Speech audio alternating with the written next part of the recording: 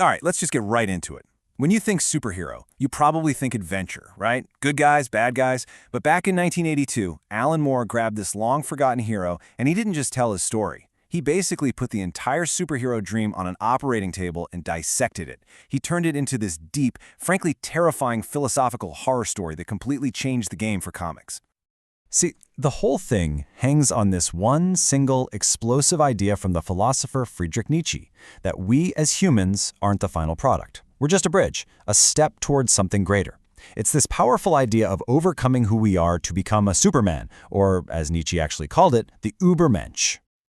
So what happens when someone actually does it?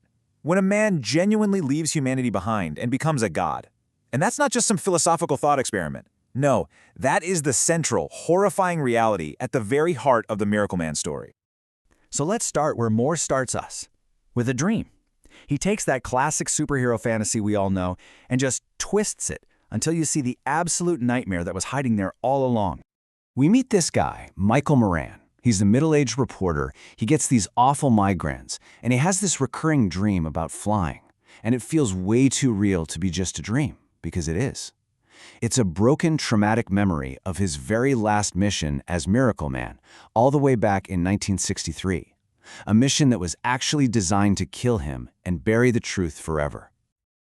Now, this quote here, it's pulled right from the comic, but it's also pulled straight from Nietzsche's book, Thus Spoke Zarathustra. Moore is basically shouting at us from page 1, hey, this isn't just about punching bad guys. It's about the godlike power to create. That's the lightning. And the terrifying, world-breaking power to destroy. That's the madness. So before Moore can build up his new kind of god, he's got to tear the old one down. His very first move is to just systematically and brutally demolish everything we thought we knew about the simple, heroic Miracleman of the past. And this really lays out the whole deception perfectly. That charming old origin story about a mystical scientist, a complete and total lie. The truth? It was a secret government experiment.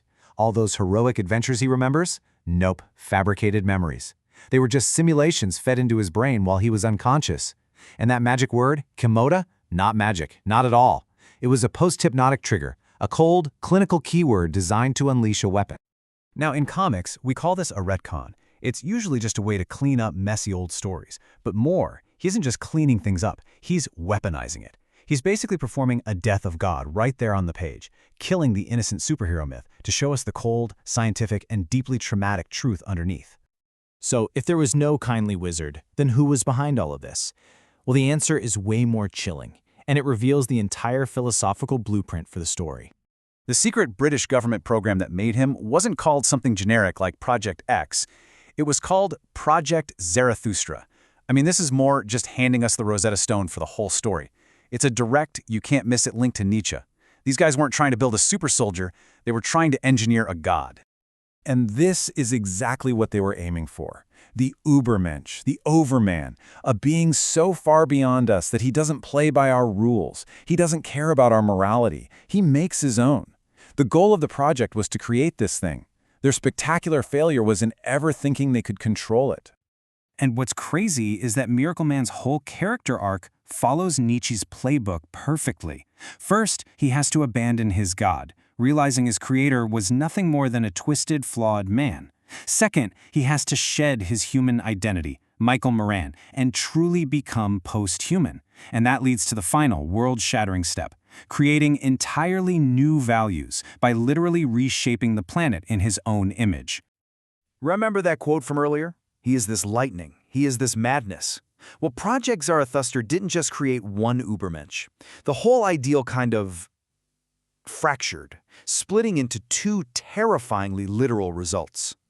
So on one hand, you get Miracleman. He's the lightning. He's the constructive force who genuinely wants to build a new, better world. But on the other hand, you get his old sidekick, Kid Miracleman, and he is the madness. He's pure destructive nihilism in a cape, a being whose immense power is only ever expressed through cruelty and pain. He's the absolute worst-case scenario of what happens when you create a god who still has the mind of a bitter, resentful child. After this truly apocalyptic battle with Kid Miracleman that just levels the city of London, Miracleman has a realization. To actually build his perfect world, he has to finish that final stage of transcendence. He has to kill what's left of his own humanity. So he literally declares his human alter ego, Michael Moran, that flawed, dreaming man we met at the very beginning, to be dead. And so, he does it. He builds a brand new world from the ashes. It's a perfect world, a utopia. But here's Moore's final chilling question for us. Is it really? I mean, on the surface, it's absolute paradise. Miracleman and his superpowered friends get rid of war, money, disease, injustice, all of it. They completely restructure the global economy. They literally move mountains and build a new Olympus right on the ruins of London. They solve every single problem humanity has ever had. But that's the trap, isn't it? It's a perfect world, a beautiful, gilded cage. But it's still a cage. The superhero dream has finally come true. But the price for that dream is just astronomical. And here it is, the story's ultimate, brutal critique. Humanity didn't ask for this. We had no say in this perfect world. It was a gift that was forced on us by an all-powerful, distant God.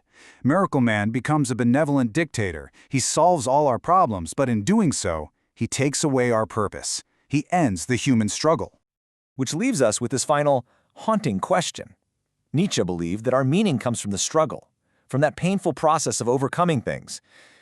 So, if a God just swoops in and takes all of that away, handing us perfection on a silver platter, what's left for us? What part of us do we lose when the fight for a better world is finally truly over?